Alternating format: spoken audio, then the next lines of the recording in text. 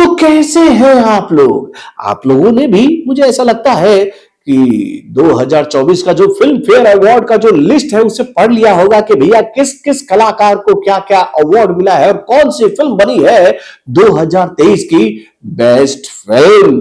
तो भाई चलिए इस लिस्ट की जानकारी आप लोगों के सामने रखते हुए हम भी अपना पॉइंट ऑफ व्यू आप लोगों को बताते हैं कि भैया कौन सा अवार्ड सही मिला है और कौन सा अवार्ड में किया गया है आप प्रभावों का इस्तेमाल। तो देरी नहीं करते और बात करते हैं बिकाऊ अवार्ड के ऊपर, जिसे लेने के बाद कलाकार अपने नाक को जीभ से छूकर ये बात कहते हैं कि इस अवार्ड को लेने के लिए मैंने रात भर अपने आलीशान बंगले के अंदर मजेदार तकिए को सर के नीचे रखकर और बहुत ही कोमल बेड पर लेटते हुए लंबा स्ट्रगल किया है इस अवार्ड को पाने के लिए। तो क्या इस बार भी ऐसे ही स्ट्रगल करने वाले कोमल कलाकारों को अवार्ड बांटा गया है?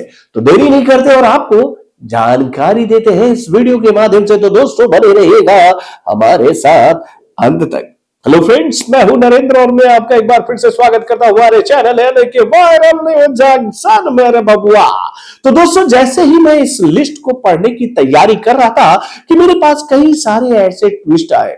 अब्बू के साथ धोखा हो गया, अब्बू के साथ अच्छा नहीं हुआ, अब्बू ने 2 फिल्में अच्छी दी थी मेरे भाई, 2 फिल्में और दोनों फिल्मों ने इतना इतना बड़ा बड़ा बिजनेस किया, अब्बू के साथ धोखा हुआ, अब्बू को ही मिलना चाहिए था ये अवार्ड। ये हमारे हमारे अब्बू के टैलेंट के ऊपर हमला है, गमला है कोई बात नहीं भैया, होता है। लेकिन कहते हैं ना भैया कि सही अवार्ड सही इंसान के हाथ में जाए तो कुछ लोगों को शायद वो पसंद ना आए, लेकिन ज्यादातर पब्लिक यही बात बोलेगी नहीं भैया यही डिजर्विंग कैरेक्टर था, इसी को ये अवार्ड मिलना चाहिए था।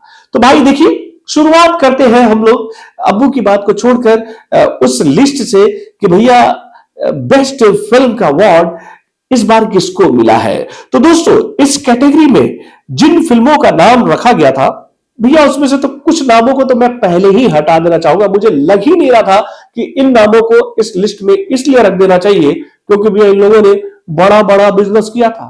अब भाई ये बड़ी बड़ी बिजनेस करने वाली फिल्मों के पीछे कितने बड़े बड़े पीआर टीमों के हाथ होते हैं, ये बात आप सब अच्छी तरीके से जानते हैं ना बाबू। लेकिन जो फिल्में पीआर के थ्रू बॉक्स ऑफिस पर आकर अच्छा बिजनेस नहीं करती है लेकिन पब्लिक के माउथ सपोर्ट के माध्यम से बेहतरीन बिजनेस करती है, तो उसी को हम बोलते हैं बेस्ट मूवी, जिसको ओरिजिनल रिव्यू पब्लिक देती है ना कि पीआर टीम। तो दोस्तों इस कैटेगरी में पहला नाम था 12वीं फेल का, दूसरा नाम था एनिमल का, तीसरा नाम था यार जवान का, यार क्या सोच कर डाला इसमें इन लोगों ने। उसके बाद में चौथा नाम था ओ माय गॉड के पार्ट 2 का, पांचवा नाम था पठान का मेरे भाई, और उसके बाद छठा जो नाम था रॉकी और रानी की प्रेम कहानी। भैया ये नाम तो होना ही था, हम ये बात अच्छी तरीके से जानते हैं भैया। प्रभाव है बाबूराव, प्रभाव अपने करण बाबू का अवार्ड फंक्शन में है प्रभाव कि मेरी फिल्म को नहीं रखोगे आप लोग इस लिस्ट में, रखेंगे ना बाबूजी, आप ही तो करता धरता हो, इतनी फिल्में बनाते हो, आपसे कौन दुश्मनी ले सकता है। तो भाई लेकिन प्रभाव को इस बार दरकिनार करते हुए इस बार के जो अवार्ड बांटने वाले जो क्रिटिक है ना, उन लोगों को ये बात समझ में आ गई कि अगर इस बार हम लोगों ने गड़बड़ी की ना तो पब्लिक हमें फिर से दौड़ा दौड़ा कर धोएगी और ये बात बोलेगी कि ये लोग कभी नहीं सुधरेंगे, बस अपने ही बच्चों को आगे बढ़ाने की कोशिश करेंगे। तो भैया देखिए ऐसा है कि अगर ये जो 6 नाम मैंने आपको बताए थे, इन 6 नामों में से अगर भाई 3 नाम बाहर भी हो जाते ना तो कोई बुरी बात नहीं थी। रॉकी और रानी की प्रेम कहानी का इसमें कोई रोल नहीं होना चाहिए था, जवान का भी कोई रोल नहीं होना चाहिए था, पठान का भी कोई रोल नहीं होना चाहिए था। मैं ये बात बहुत ईमानदारी से आप लोगों से कहना चाहता हूं। लेकिन उसके बाद मैं जिन 3 फिल्मों की बात कर रहा हूं यानी कि ओ माय गॉड का पार्ट 2, एनिमल और उसके बाद में 12वीं फेल, मैंने अपने पहले वीडियो में भी आप लोगों को यह बात बताई थी कि ये 3 फिल्में ही डिजर्व करती हैं इस कैटेगरी में एंट्री मारने के मामले में, इनको मिलना चाहिए था एंट्री। लेकिन चलिए 6 लोगों को एंट्री करवाना था, खुश करने के लिए तो करवा दिया। लेकिन भैया जिस फिल्म को ये बेस्ट फिल्म का अवार्ड मिला है ना भाई, सही अवार्ड दिया गया है इस बार, यानी कि 12वीं फेल को। मुझे ऐसा लग रहा था कि भैया प्रभाव में आकर कहीं एनिमल को ये अवार्ड ना दे दिया जाए, क्योंकि उसमें रणबीर कपूर है और भी कई सारे बड़े बड़े कलाकार हैं, और उस फिल्म के जो प्रोड्यूसर हैं वो भी अपना दबदबा, अपना होल्ड रखते हैं। तो लेकिन इस बार नहीं, क्रिटिकों की आंखें खुली कि नहीं भैया, जिस कहानी को पब्लिक ने जेन्युइन तरीके से सपोर्ट किया है, जिसके पीछे कोई पीआर टीम नहीं थी बल्कि जनता की आवाज थी कि क्या फिल्म बनाया है विदु विनोद चोपड़ा ने। यानी कि भैया, मैं आप लोगों से एक बात के लिए क्षमा चाहूंगा कि मैं इस फिल्म को सिनेमा घरों में नहीं देख पाया था, और इस फिल्म का मैं रिव्यू भी आप लोगों के सामने नहीं रख पाया था। इन दिनों मैं काफी ढीला हो गया हूं, लेकिन दिल से मैं ये बात आप लोगों से कहना चाहता हूं कि भैया, जब मैंने 12वीं फेल को देखा तो भाई इतना सच, इतनी क्लियरिटी से, इतनी सच्चाई से भाई बहुत कम ही डायरेक्टर सिनेमा घरों में रख पाते हैं। विदु विनोद चोपड़ा ने जो कहानी रखी एक गरीब आदमी की, इससे बेहतरीन एग्जाम्पल मैंने आज तक नहीं देखा है सिनेमा घरों में मेरे भाई, नहीं देखा है। क्या सच्चाई रखी गई है इस फिल्म के माध्यम से कि भैया एक गरीब के पास होता क्या है, हो जिद, गुस्सा, उसके बाद आत्मविश्वास, नहीं हारने का एक जज्बा, उसी के बल पर हाथ में कुछ नहीं होने के बावजूद भी वो अपने इसी जिद के बल पर भाई एक इतिहास लिखता है, और वो इतिहास सबके लिए प्रेरणादायक होता है कि देखो इसके पास कुछ नहीं था, बस जज्बा था जीतने का, उसका इसने इस्तेमाल किया और इसके बल पर इसने इतिहास रच दिया। तो भाई ये कहानी जिस तरह से हम लोगों के सामने आई है, एक रियल हीरो की कहानी जिस तरह से भैया विदु विनोद चोपड़ा ने हम लोगों के सामने रखा है, इस फिल्म को सही अवार्ड दिया गया है। मैं ये बात कह सकता था कि भैया एनिमल भी ये अवार्ड डिजर्व करती थी, लेकिन अगर ये अवार्ड 12वीं फिल्म को दिया गया है तो कोई गलत डिसीजन नहीं है। अब इसके बाद चलिए हम लोग बात करते हैं दूसरे सबसे महत्वपूर्ण कैटेगरी की, यानी कि best actor male in leading role. तो भाई इस लिस्ट में जिन जिन कलाकारों के नाम है, पहले उनके नाम आप सुन लीजिए। तो भैया पहला नाम है रणबीर कपूर का एनिमल के लिए, दूसरा नाम है रणवीर सिंह का रॉकी और रानी की प्रेम कहानी के लिए, तीसरा नाम डंकी शाहरुख खान के लिए, बाबा छोड़ो कुछ नहीं बोल सकते हम लोग। उसके बाद में चौथा नाम शाहरुख खान का जवान के लिए, उसके बाद पांचवा नाम सनी देओल का गदर के पार्ट 2 के लिए, और उसके बाद भैया छठा नाम विकी कौशल का सैम बहादुर के लिए। तो भाई यहां पर जिन जिन कलाकारों के नाम इस लिस्ट में नहीं होने चाहिए, मैं पहले उनके नामों को आपको बताना चाहूंगा। पहला, सनी देओल का भी नाम इसमें लिस्ट में नहीं होना चाहिए, शाहरुख खान का भी नहीं होना चाहिए, ना ही डंकी के लिए होना चाहिए, और ना ही जवान के लिए होना चाहिए, और ना ही रणवीर सिंह का होना चाहिए रॉकी और रानी की प्रेम कहानी के लिए। यहां पर जो नाम मिसिंग है मेरे भाई, वही बंदा ये अवार्ड डिजर्व कर रहा था। मैं बात कर रहा हूं विक्रांत मेसी की। 12वीं फेल के लिए विक्रांत मेसी को ही ये अवार्ड मिलना चाहिए था, मुझे ऐसा लग रहा। आप लोग अपने कमेंट के माध्यम से बताइएगा। और उसके बाद भैया मैं बोल सकता हूं कि विकी कौशल का नाम सैम बहादुर के लिए रखा गया, बहुत सही है। और उसके बाद में रणबीर कपूर का भी जो नाम रखा गया है एनिमल के लिए, वो भी सही है। अब और ये अवार्ड जो है वो रणबीर कपूर को दिया गया है एनिमल के लिए, लेकिन यहां पर मुझे ऐसा लग रहा था कि ये अवार्ड विकी कौशल को नहीं, रणबीर कपूर को नहीं, बल्कि विक्रांत मेसी को मिलना चाहिए था। नो डाउट रणबीर कपूर ने एनिमल में बहुत ही जबरदस्त परफॉर्मेंस किया था मेरे भाई।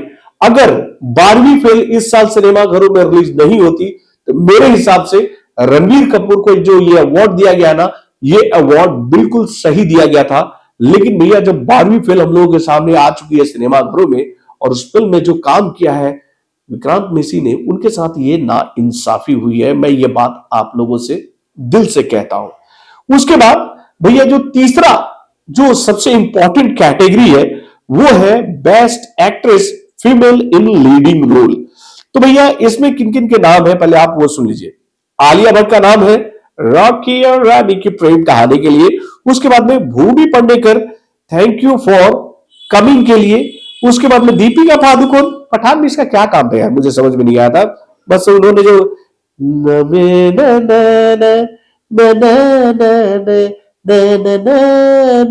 वो जो किया था उसमें बस उनका उसको बहुत ही एडवांटेज मिला था। उसके बाद उसका क्या काम था इस फिल्म में मुझे आज तक नहीं समझ में आया। उसके बाद भैया इस लिस्ट में है कियारा आडवाणी का नाम, सत्य प्रेम की कथा के लिए। रानी मुखर्जी का नाम है भैया मिसेज चटर्जी वर्सेस नॉर्वे के लिए। और उसके बाद में तापसी पन्नू का नाम है डंकी के लिए। तो भाई इस कैटेगरी में मुझे ऐसा लगता है कि भैया बहुत सारे फिल्मों के नाम को तो नेग्लेक्ट ही कर दिया गया है। लिटरली मैं बताता हूं कि और भी बहुत सारे ऐसी एक्ट्रेस थे जिनके नाम इस लिस्ट में होने चाहिए थे, लेकिन ये अवार्ड जो मिला है वो मिला है आलिया भट्ट को रॉकी और रानी की प्रेम की कहानी के लिए। भैया मैं तो समझ नहीं पा रहा हूं कि एक और फिल्म आई थी यार, वो तू झूठी मैं मक्कार, उसमें जो श्रद्धा कपूर ने काम किया था ना यार, वो काम कुछ हट के था यार। ये पता नहीं उनका नाम इसमें क्यों नहीं रखा गया। और उसके बाद तापसी पन्नू का डंकी के लिए क्या नाम रखा गया है इसमें यार, मुझे समझ में नहीं आया। लेकिन हाँ, यहां पर मैं रानी मुखर्जी को लेकर ये बात कह सकता हूं, अगर इस लिस्ट को ध्यान में रखते हुए बात करें तो रानी मुखर्जी ने जो काम किया था ना मिसेज चटर्जी वर्सेस नॉर्वे में, भाई वो बहुत ही बेहतरीन काम था। और उसके लिए मुझे लग रहा था कि रानी मुखर्जी को ये अवार्ड मिलना चाहिए था, लेकिन भाई प्रभाव प्रभाव जहां पर होता है वहां पर, वैसे तो रानी मुखर्जी का भी प्रभाव अच्छा है यार। ये चलिए इन लोगों ने आपस में अंडरस्टैंडिंग कर लिया होगा कि चलो तुम नहीं तो हम सही, कोई बात नहीं। तो भैया ये अवार्ड मुझे समझ में नहीं आया फीमेल वाला जो है। लेकिन हाँ, अब यहां पर जो अगला कैटेगरी हम लोग के सामने आ रहा है बेस्ट डायरेक्टर का, ये जो कैटेगरी है ये बहुत ही इंपॉर्टेंट कैटेगरी है। अब यहां पर देखने वाली बात ये है कि भैया इस कैटेगरी में किसे बेस्ट डायरेक्टर का अवार्ड मिला है मेरे भाई। तो दोस्तों इस कैटेगरी में जो पहला नाम है वो है अमित राय का OMG के पार्ट 2 के लिए, इटली का नाम है जवान के लिए, करण जौहर का नाम है रॉकी और रानी की प्रेम कहानी के लिए, संदीप रेड्डी वांगा का नाम है एनिमल के लिए, सिद्धार्थ आनंद का नाम है पठान के लिए, और विधु विनोद चोपड़ा का नाम है 12वीं फेल के लिए। तो भाई देखिए यहां पर डायरेक्शन वाले फील्ड में मैं बात कर सकता हूं कि यार जवान का भी नाम यहाँ पर होना चाहिए, एनिमल का भी नाम होना चाहिए, पठान का भी नाम होना चाहिए। रॉकी और रानी की प्रेम कहानी को क्यों इतना तवज्जो दिया गया है इस अवार्ड फंक्शन में, मुझे ये बात समझ में नहीं आ रही है। लेकिन इन सभी फिल्मों में से जिस फिल्म के डायरेक्टर को ये अवार्ड दिया गया है, नो डाउट ये अवार्ड बिल्कुल सही अवार्ड दिया गया है। यानी कि विधु विनोद चोपड़ा को जो अवार्ड मिला है 12th फेल के लिए, यानी कि 12वीं फेल के लिए, वो बिल्कुल सही फैसला लिया गया है इस बार अवार्ड फंक्शन में। अब इसके बाद में जो अगली इंपॉर्टेंट कैटेगरी हम लोग के सामने आती है वो कैटेगरी है बेस्ट एक्टर इन क्रिटिक्स। मतलब कि जो एक्टर क्रिटिक्स लोगों को ज्यादा पसंद आए, जो अवार्ड मांगते हैं जो क्रिटिक्स, तो इस लिस्ट में किस एक्टर को अवार्ड मिला है। तो इस लिस्ट में जो पहला नाम है वो नाम है अभिषेक बच्चन का घूमर के लिए, जयदीप अहलावत का नाम है 3 ऑफ अस के लिए, मनोज बाजपेयी का नाम है जोरम के लिए, पंकज त्रिपाठी का नाम है OMG के पार्ट 2 के लिए, राजकुमार राव का नाम है भीड़ के लिए, विकी कौशल का नाम है श्याम बहादुर के लिए, और विक्रांत मैसी का नाम है 12th फेल के लिए। तो भाई इस कैटेगरी में जिन जिन कलाकारों के नामों को रखा गया है, नो डाउट ये सारे कलाकारों ने अपनी फिल्मों में बहुत ही बेहतरीन परफॉर्मेंस किया है। लेकिन ये जो अवार्ड यहां पर मिला है विक्रांत मैसी को, भाई मैं यहां पर एक बात कहना चाहूंगा क्रिटिक्स लोगों को लेकर कि भैया इनको अगर ये कलाकार पसंद थे तो भैया इनको इन लोगों ने बेस्ट एक्टर का अवार्ड क्यों नहीं दिया। मैं ये सवाल उन लोगों से पूछना चाहूंगा। नो डाउट यहां पर ये अवार्ड जो है वो विक्रांत मैसी को मिल रहा है क्रिटिक्स के द्वारा, लेकिन अगर ये अवार्ड ये लोग इनको बेस्ट एक्टर का देते वहां पर तो ये बेहतरीन होता। और यहां पर ये अवार्ड यानी कि बेस्ट क्रिटिक का अवार्ड जो मिलना चाहिए था मेरे हिसाब से वो मिलना चाहिए था पंकज त्रिपाठी को OMG के पार्ट 2 के लिए। यानी कि मैं ये बात आप लोगों से कहना चाहता हूं कि रणवीर कपूर को जो वहां पर वो अवार्ड मिला है वो अवार्ड वो डिजर्व नहीं कर रहे थे। यहां पर मतलब कि नाइंसाफी हो गई बाकी कलाकारों के साथ जिन्होंने भी अपनी अपनी फिल्मों में अच्छा काम किया था मेरे भाई। अब इस लिस्ट के बाद में इस लिस्ट में जो सबसे इंपॉर्टेंट कैटेगरी है उस कैटेगरी में किस किस का नाम है। तो भाई ये कैटेगरी है कौन सी, तो भैया ये है बेस्ट स्टोरी की कैटेगरी। तो भैया इस कैटेगरी में अमित राय की फिल्म OMG के पार्ट 2 का नाम है, अनुभव सिन्हा की फिल्म भीड़ का नाम है, हेटली की फिल्म का नाम जवान है, उसके बाद में देवाशीष मखीजा की फिल्म जोराम का नाम है, उसके बाद में इशिता मल्होत्रा, शशांक खेतान और सुमित रॉय की फिल्म रॉकी और रानी की प्रेम कहानी का नाम है, उसके बाद में करण श्रीकांत शर्मा की फिल्म सत्य प्रेम की कथा का नाम है, और उसके बाद में परिजात जोशी और तरुण डुडेजा की फिल्म धक धक का नाम है, और सिद्धार्थ आनंद की फिल्म पठान का नाम है भैया।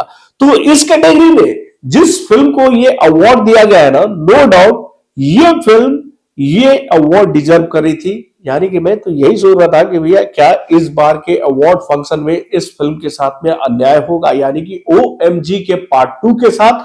तो भैया यहां पर ऐसा नहीं हुआ है। इस कैटेगरी में ये अवार्ड जो है वो OMG के पार्ट 2 को ही मिला है। यानी कि भैया एक जगह तो आकर इन लोगों ने अपनी गलतियों को सुधार लिया है कि भाई हम OMG के पार्ट 2 को बेस्ट स्टोरी का अवार्ड दे देते हैं। यानी कि 2023 में जितनी भी फिल्में आई थी उन सभी फिल्मों में से सबसे बेहतरीन कहानी अगर किसी फिल्म की थी तो वो थी OMG का पार्ट 2। यहां पर हम बोल सकते थे कि 12वीं फिल्म का भी नाम हो सकता था, लेकिन भैया यहां पर अगर OMG के पार्ट 2 को ये अवार्ड दिया गया है तो नो डाउट मैं इस फिल्म के सपोर्ट में हूं। तो दोस्तों वैसे तो और भी कई सारे कैटेगरीज है जिसके बारे में हमें चर्चा करनी चाहिए, लेकिन अगर हम उन सभी कैटेगरीज पर अगर बात करेंगे तो भैया वीडियो बहुत लंबी हो जाएगी। अगर आप उस पर भी चर्चा करना चाहेंगे तो आप लोग हमें बताइएगा, हम अगले वीडियो में उन सभी कैटेगरीज पर आप लोग से बात करेंगे। लेकिन जो बातें मैंने आपको इन सभी कैटेगरीज के बारे में बताई है उसको लेकर आप लोगों का राय क्या है, अपने कमेंट के माध्यम से हमें जरूर बताइएगा। क्या आप लोगों को भी लगता है कि रॉकी और रानी की प्रेम कहानी को हर एक कैटेगरी में जगह देना चाहिए था? अपने कमेंट के माध्यम से हमें जरूर बताइएगा। तो बॉलीवुड से जुड़े और भी कई सारे खबरों को जानने के लिए हमारे चैनल यानी कि वरुण जंक्शन को सब्सक्राइब करना ना भूलिएगा और अपडेट्स को जानने के लिए बेल आइकन को जरूर दबाइए।